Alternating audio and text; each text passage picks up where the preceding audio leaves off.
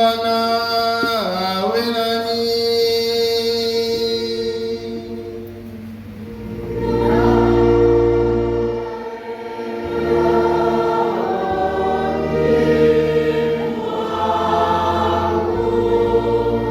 Somo la Injili takatifu ilivyoandikwa na Marko.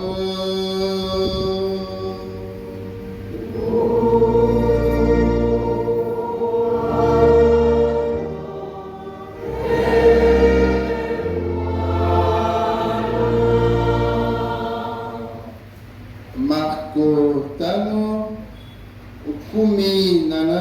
5:18-20.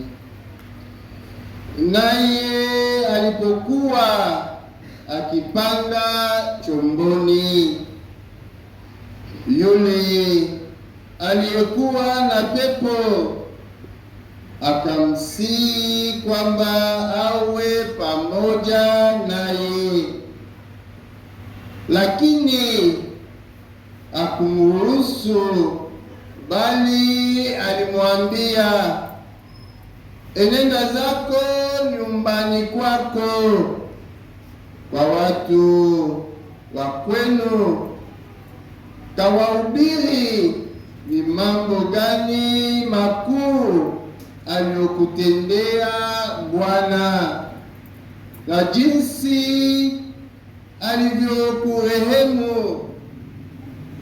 Akaenda zake akaanza kuhubiri katika Dekapoli ni mambo gani makuu Yesu aliyomtendea.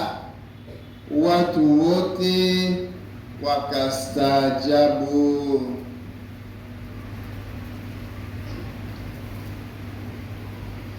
Neno la Bwana.